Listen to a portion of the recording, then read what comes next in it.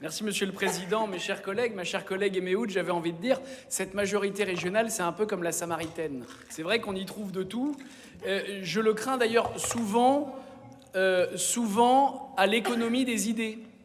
Et c'est-à-dire qu'effectivement, ma famille politique, elle, a toujours préféré perdre des élections, parfois, souvent, hélas. Enfin, le sort n'est pas totalement jeté, on va l'inverser. Mais perdre des élections sur nos idées plutôt que de les gagner sur les idées des autres. Et effectivement, cette grande union, cette grande alliance qui va aujourd'hui, alors on ne sait où, je découvre que la secrétaire d'État aux personnes handicapées, je ne sais pas quel était votre handicap électoral, mais ça prête aussi, chef de file de La République En Marche, peut-être, à rejoindre ce grand centre.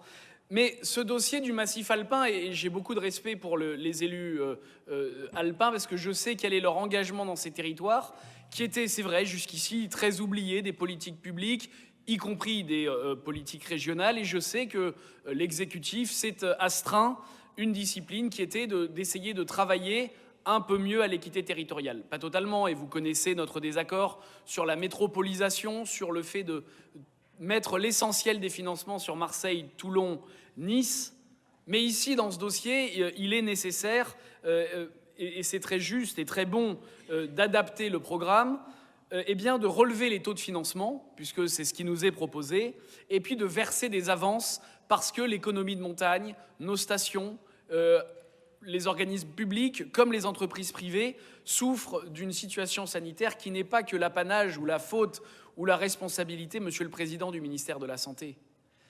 Dans cette situation qu'on nous demande aujourd'hui, ou en tout cas que vous nous proposez de suivre avec vous à travers l'augmentation des coefficients de financement, à travers les avances qui sont faites pour les subventions, c'est le bilan sanitaire, non pas de Monsieur Véran, mais de l'intégralité de ce gouvernement et de son président de la République.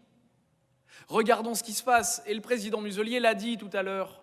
Regardons l'Espagne, regardons l'Italie, j'ai même envie de vous proposer de regarder la Suisse. Ah, c'est pas l'Union européenne, c'est peut-être d'ailleurs pour ça qu'ils s'en sortent mieux que beaucoup de pays de l'Union européenne, mais les Suisses, ils n'ont pas été obligés de fermer grand-chose, ou plutôt ils ont agi avec beaucoup de prudence, mais en laissant la liberté, notamment aux stations de ski, de rester ouvertes. Alors certes, l'immobilier n'est pas le même.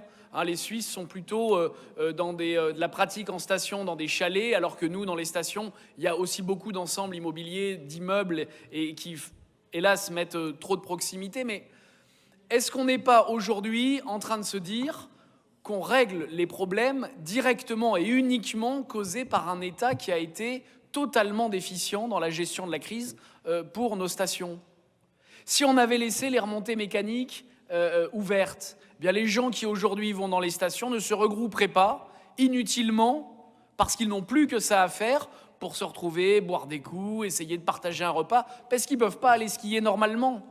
Et donc, encore une fois, on vous suit parfaitement sur cette délibération. Et oui, il fallait la faire et c'est nécessaire, là aussi, de montrer notre unanimité.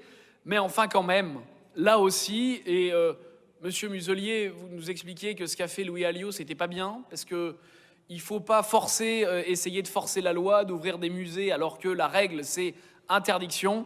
Eh bien, je crois que parfois, c'est d'ailleurs arrivé dans votre majorité, puisque le vice-président Estrosi a voulu interdire, lui, alors pour plein de raisons dont on peut discuter, c'est pas du tout là le débat, les locations saisonnières dans sa ville de Nice. Ça a été aussi retoqué par le tribunal administratif. Eh bien oui, parfois, les présidents des collectivités, les maires, les présidents de conseils régionaux doivent aussi essayer de forcer l'État à revoir ses règles. Ça n'est pas que Véran et le ministère de la Santé, c'est l'intégralité de ce gouvernement et de la République En Marche qui aujourd'hui font crever nos stations, font crever l'économie de montagne, qu'ils arrêtent ces gens-là d'emmerder les Français. Je vous remercie.